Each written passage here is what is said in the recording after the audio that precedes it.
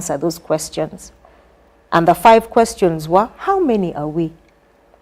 Where are we? What do we own?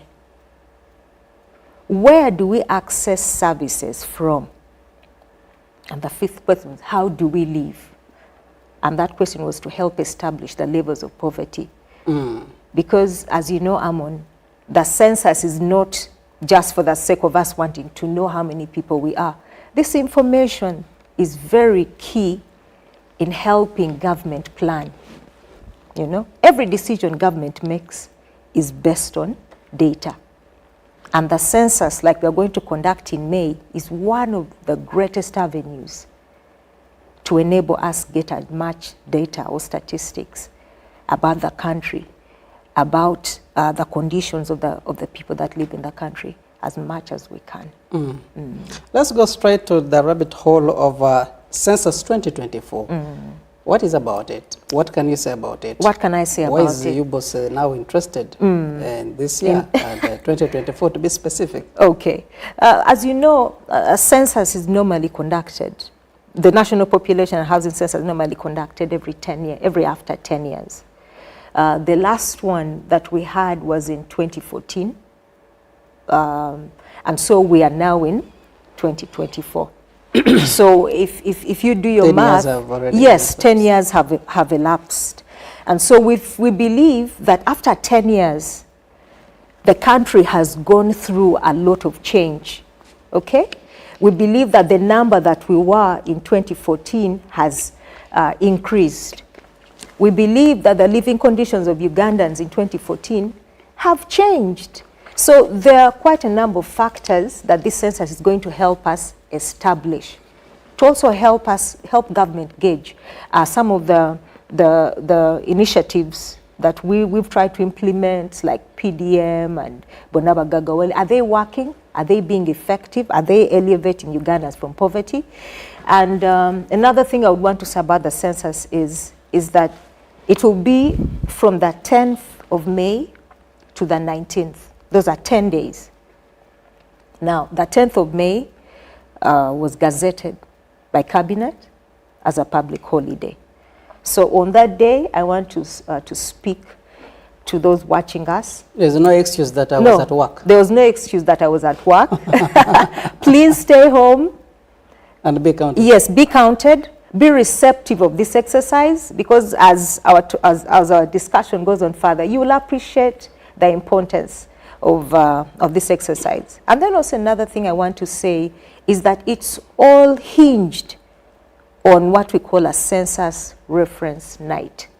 And that simply means that anybody that will be found in Uganda on the 9th of May, if the midnight into 10th finds you in Uganda, then that means you would have spent the census night, which is 9th of May in Uganda, and so you will be counted. If it finds me outside Uganda, yet I'm a Ugandan, yes, I miss out to be counted? Thank you very much. I cease to be a Ugandan? No. You don't cease to be a Ugandan, but you will not be counted. You will. Why? Because is there in a way or the system able to track those Ugandans that will be outside the country or by the census night? Yes. You know, we are trying to improve on our administrative data. We have data we collect from the airport, for instance. It's able to gauge and tell us how many Ugandans have left through, of course, Entebbe Airport, through, say, the border points. But if the 9th of May does not find you on Ugandan soil, you will not be counted. And so we're encouraging you, those who really want to be a part of the exercise, well, come back home. Cancel travel, or if it was an emergency and you had to leave Uganda, come back home on the 9th of May or before 9th of May, because after midnight of 9th of May, you will not be eligible to be counted. There are many Ugandans that stay abroad. Yes. They will not maybe come to be counted on that very night. How are you considering them? Well, you see, the system we use is the de jure system. where you are not counted, for instance, where you normally reside. The system we use is you're counted where you're found. Okay? And so that's why we're saying, if you want to be counted, you better be found within the borders of Uganda by 9th of May. Otherwise, you will not be counted. We are talking about Census 2024. Yes. And household listing. What is household listing in this case? Okay. Household listing, number one, is a pre-enumeration or pre-actual census activity. This is, and allow me say this, it's already ongoing right now in Kampala and Greater Kampala. When did you start? We started early March. Only in Greater Kampala metropolitan area or even other parts of the country? No, because we finished other parts of the country. Already? Yes, we finished. And so we wanted to have, to list household last in Wakiso, Mukono, Kampala.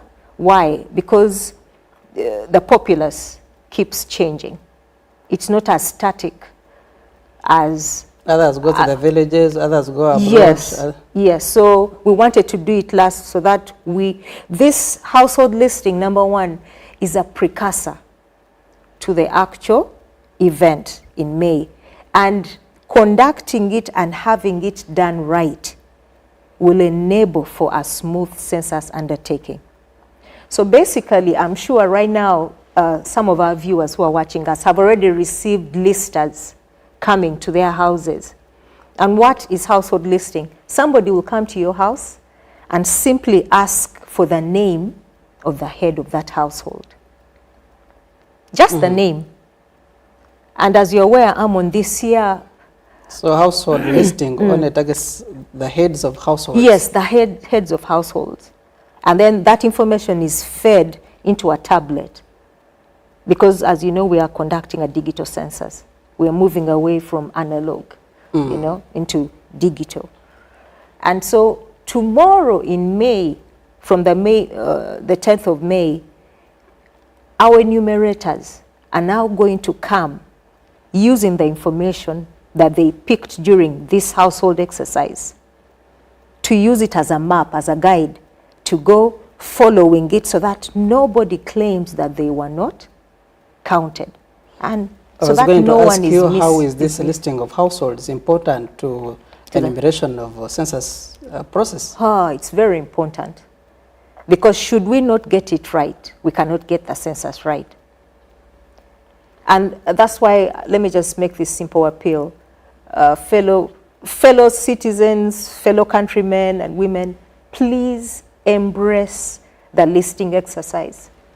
You cannot expect to have a quality census if we do not have a quality household listing exercise. It's very important. Why?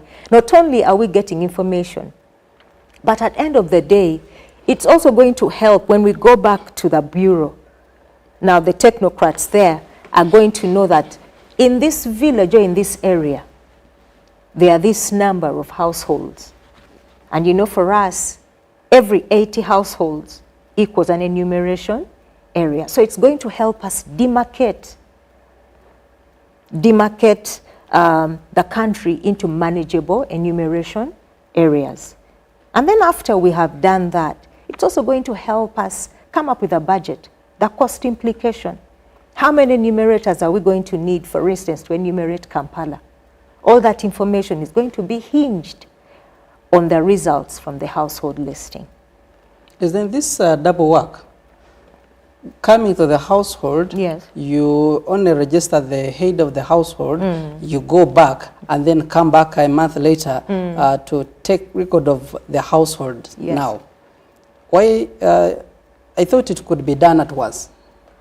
So one, it saves time, the other, it saves costs. Well, if we could do it at once, we would. But like I said, it has to be done before the actual census. Okay? It's like when you're going to sit an exam and you say, I will read on the day of the exam. You will definitely fail. Well, maybe for some few geniuses, but for the rest of us, you first enter the you have to preps. exactly. You have to prep. So to us, this is prep. It's giving us a snapshot, a picture of what we are about to deal with, and then it also helps us sensitize the masses about the forthcoming exercise. Yes. So as our listers are going around, we're giving them stickers. They're moving with the LC chairpersons or ward chairpersons of those areas, and we're also telling them we are coming to count you, and this is why we are coming to count you. How long is this going to take? You say the census is for 10 days. Yes. How is the listing of households going to take? We are pleased by the rate at which it's being done. It will definitely be done by mid of April. Why? Because we are being very systematic. We do not want to rush it. Like I said, we started in the mid of March to about mid of April, so that we do a thorough job. How is the Bureau going to undertake this process?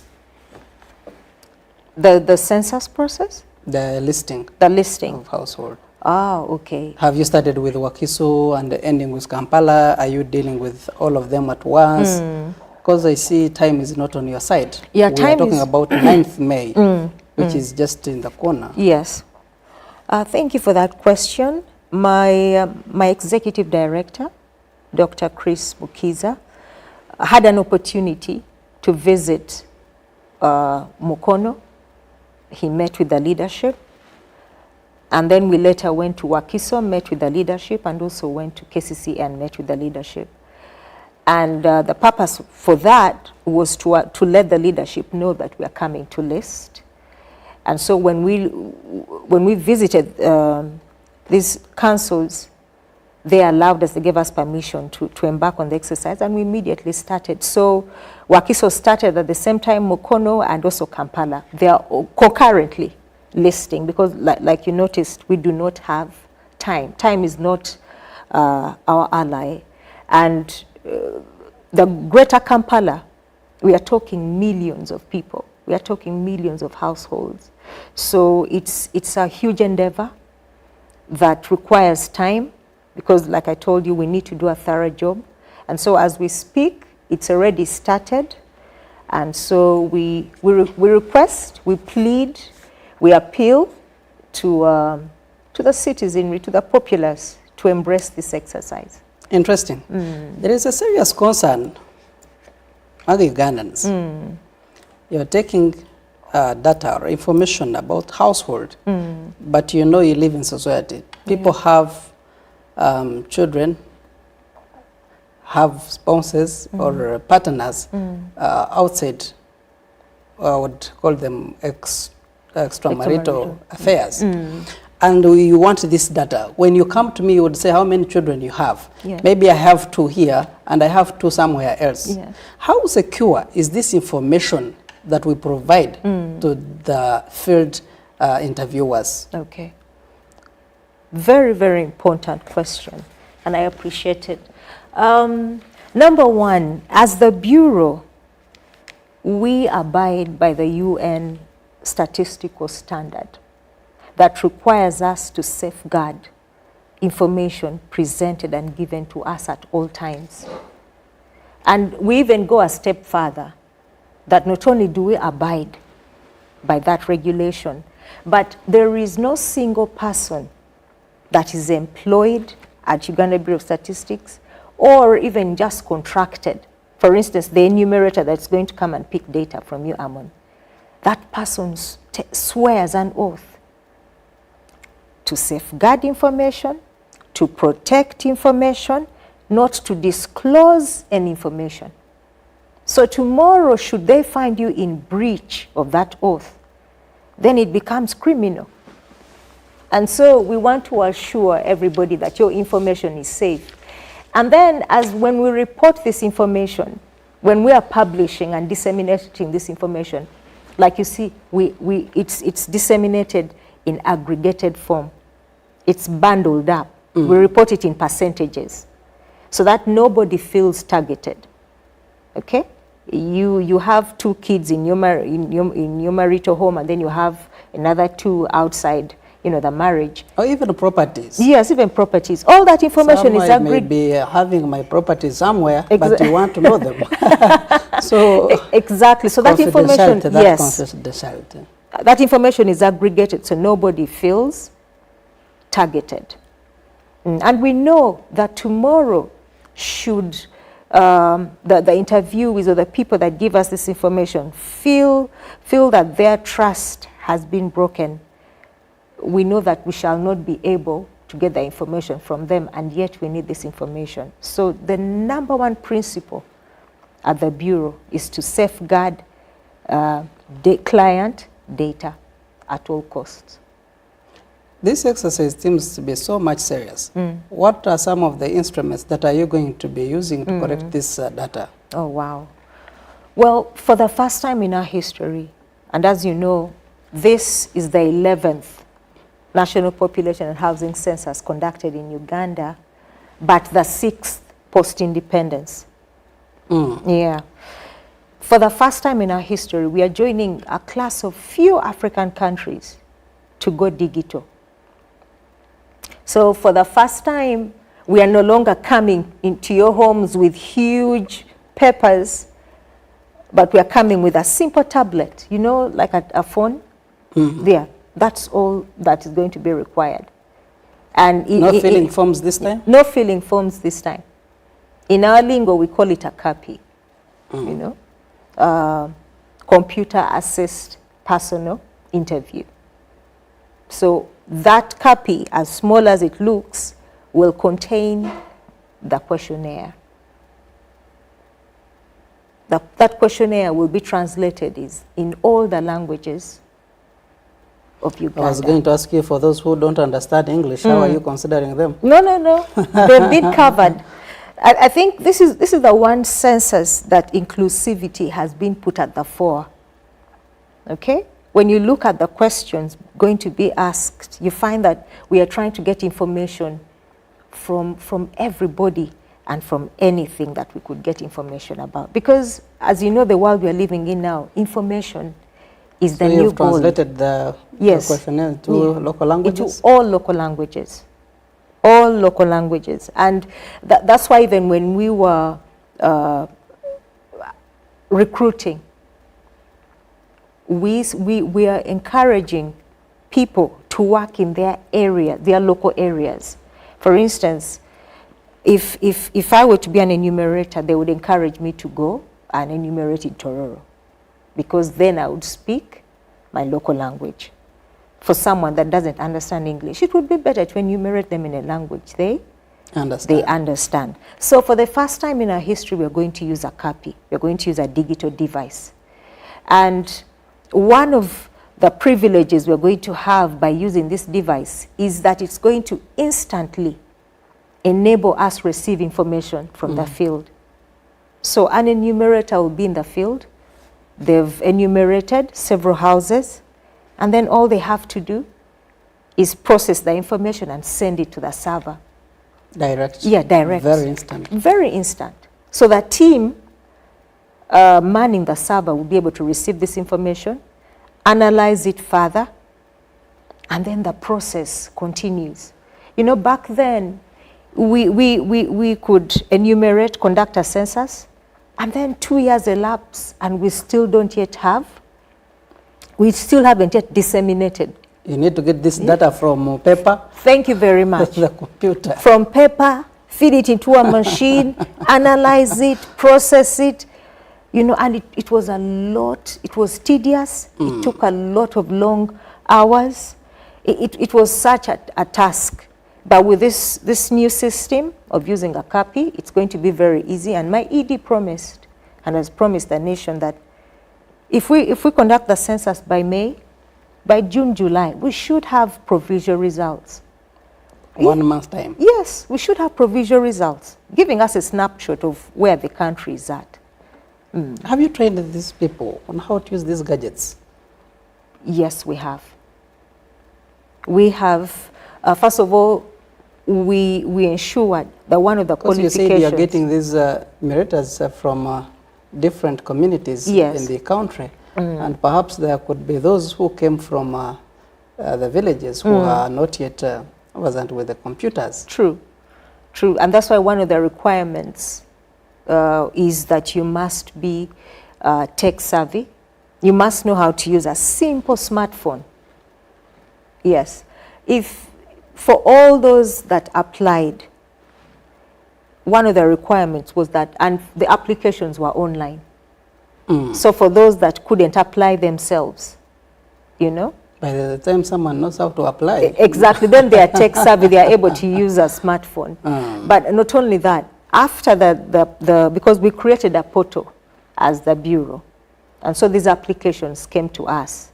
So what we did after the close of the application season, we sent these lists to the different districts.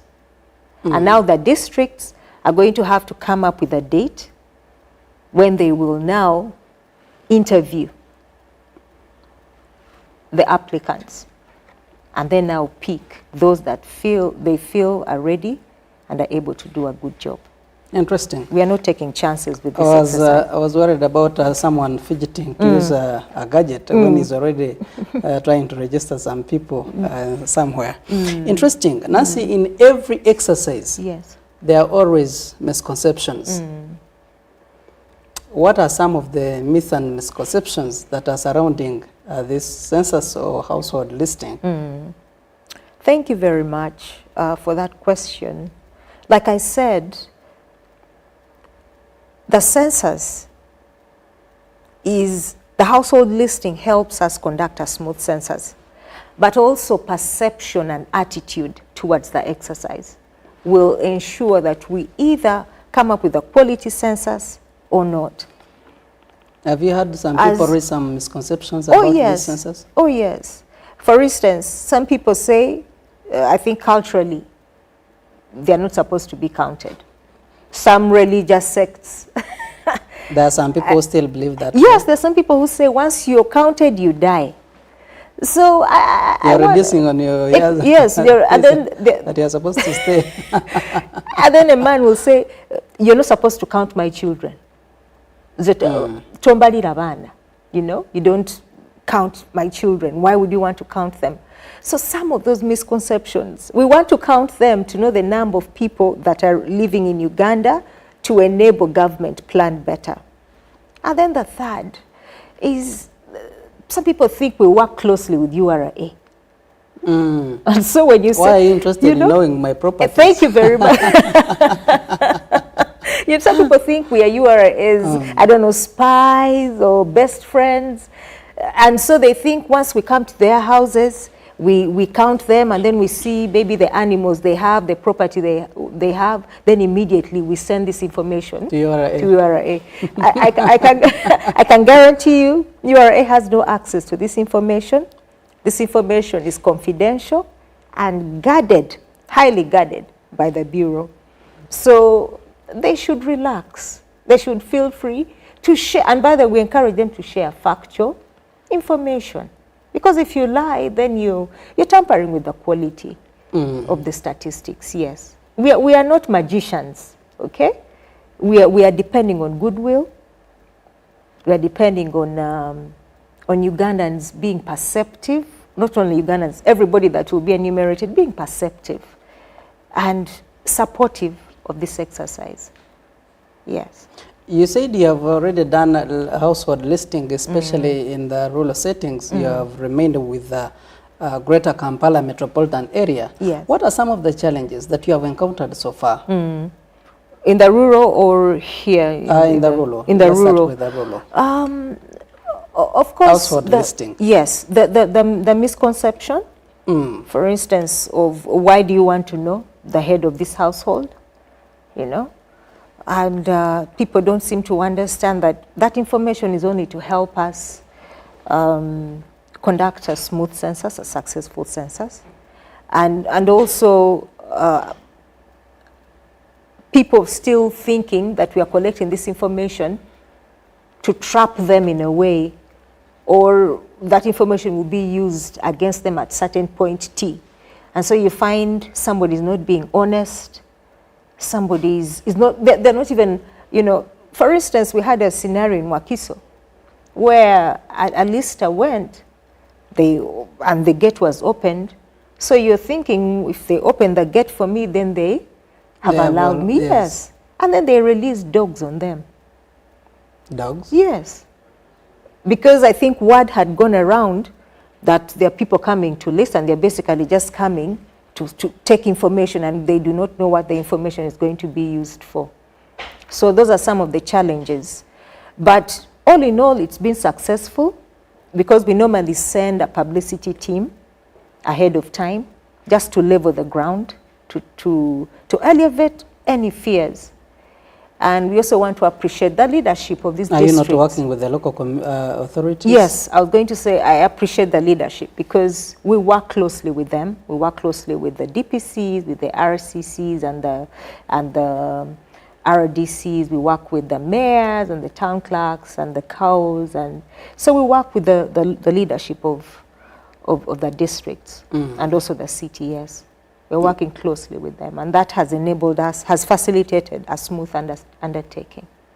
Interesting. Our dear viewer, you are still on UBC, and we're here to inspire you with that information that you need. We are talking about Census 2024, and we are looking at household listing, especially in Greater Kampala metropolitan area. We are done with the other places. I would say we are done now that I'm part of the system that is mobilizing Ugandans. So those people in Kampala, they be part of it. Let's now talk about the forthcoming national population and housing census 2024. 2024. You said by 2014 we were 34 million Ugandans. 0.7 million Ugandans. Yes. We have been so much depending on estimates. We are now 46, people say 45, others say 47. I don't know where they get those numbers. But now that we are doing that, I think we are going to be helped. Yes. National population and housing. What is the census net and when is it, if you can? And now that we have you, we're going to have it from the horse's mouth. Thank you very much, Amon. The census night, or what we call census reference night, will be on the 9th, leading into the 10th of May, 2024. What I simply mean is that it will be 9th of May, but from if you are found on the soils of Uganda between 10 p.m. and midnight, then you're eligible to be enumerated. But if you only land past midnight on the 10th of May, then you're not eligible to be counted. So the census reference night will be the 9th of May, 2024. I hope those who will be found on Ugandan soil. Yes. By that time, yes, they will be counted. Yes, they will whether be counted. They want or not. Whether they want or not. We want them to want. We want you to want to be counted, yes. You don't want should to. No. And that's why the 10th of May is a public holiday. Yeah, so people... but you understand the public holiday only applies for those who work with government institutions. Many people think so. There are those who work in the private sector, and someone would say, I'm going to open my shop tomorrow. Don't tell me about census. Yes. How are you going to deal with such people? Well, are you going to be finding them at their workplaces? Have you in any way considered such a group of people? Yes. Thank you, Amon. Now, we would encourage people to stay home, but we also appreciate that there are people that might not be able to stay at home. So what are we doing? That's why we're having talk shows like this to sensitize the populace that if you're not going to be home, then let somebody be home that can speak for the home. Let somebody that can answer the questionnaire, that can respond to the numerator, be home. That means a sound thinking person, an adult preferably, and one that knows the home very well. So we're encouraging that if you can't stay home, please leave somebody behind to attend to the enumerators when they come. It will be unfortunate if you leave home and we find children, little kids at home. Then that will not serve the purpose as to why the enumerator has come. How are you considering families or households that we have households that are headed by, I would say, children? You find the elder son or elder daughter is taking care of the others for some reasons, others. Maybe they don't have parents, maybe their guardians are not around.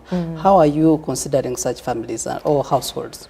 Well, in as much as that is unfortunate, every household has a head. That's and true. we want to believe that that child that we would find, the fact that that child is leading, is the head of that household, then they are mature enough to be able to attend to an enumerator and answer the questions. Because the questions are not hard, they are not technical questions. The answers, the questions are they're easy to comprehend, easy to respond to, and if somebody is not good, say for instance with English, then they will be enumerated in the language they understand. So that's the approach. You first ask them the language they understand best. Yes. Interesting. Yes, and that's why we're encouraging that all the enumerators will be sent to places whose language they can speak. There are also households or families that are headed by individuals, or I would call them people with disabilities. Yes. Yes. Maybe they don't hear, and you would want to communicate to them. Maybe they don't see, that they know that this is the officer who has come to do the census. Census, yes. How are you considering such households? Oh, okay. Thank you for that question. One, no enumerator is going to enumerate alone or on their own. Like I said, we are working with the local leaders. Every enumerator, like we are doing with the household listing, will be in the company of either the LC1 chairperson, the ward chairperson, maybe head of security, but they will be in the company of an area authority. So that when they go to these different households, the respondents are confident in the exercise to know that the people that have come are not here to harm us. They're here for good. And then, for instance, for that person who is not able to hear, we would encourage that... those who are used to sign languages. We want to believe that there will be somebody there that hears, okay? That would be able to respond to the questions. That would be able to respond to the questions. In places like Kampala, Nigeria dominated by elites or the educated. Yes. How about if you uploaded this system and some people can, well, at work I'm able to log in and I do this census by myself. Yes. I can answer those questions and fill them, and that would is in your work. It's in our work. Okay. Oh, wow. That's an interesting question. I've not been asked that one before. Well, that's a great idea. But you see, let me first define a household. It's not just about answering the questionnaire. There is a little technicality that goes into defining a household and who gets to answer, who gets to respond to the questionnaire. A household simply means a group of people that eat together. Okay, so you might be probably living with your brother in the same vicinity, but when each of you prepares your own meals, that means there are two households. A household is... You consider them differently? Yes, we consider them differently. So as long as we eat from the same pot. That's one household? That's one household. Whether you're 100 or 2? Yes, as long as you eat from the same pot, that's a household. But even if we were 10 but eating from a different pot? Yes, those are 10 different households. households. Yes, so that's very important. I know it's a little confusing, but we're trying to sensitize the masses as much as we can. And so for them to be able to answer it on their own, one, we wouldn't want forgeries, okay? And then how will we be able to authenticate that information? If somebody was to do it, you know, at their leisure. You know how scams and lies are pushed on social media. Online has become, you know, the new battlefield of, of lies and fabrications. So we prefer to do it. Our trained staff, our trained enumerators come to you and they present these questions to you and you answer them. And then they leave that place satisfied that the questions, the answers I got from Amon were honest. And so because the questions are honest, that means that the quality of data we got from you is going to ensure that our census is also quality census. Someone asked me a question. If they're doing census and I have my 3 children, yes, my wife and maybe relatives around, but we have someone that we are taking care of, is not our biological child, yes, or they are not our biological children. In case for those families and households that have such individuals in our households, does data or your system yes, provide for such? Yes, it does. There will be questions under demography where you asked how many children, for instance, do you have, how many biological children do you have? And then also how many dependents? Dependents. Yes, do you have? Yeah, so this questionnaire is very, very inclusive, very well thought out. I think it's going to enable us get a very true picture of where we stand as a country. Yeah. Nancy, you are aware that in Uganda and most of the cities, not only in Uganda by the way, yes, but we have some people, I don't want to use the word homeless, but there are people who are mobile. They live on streets, but they're also Ugandans, yes, and they are people, and the government must consider them. True.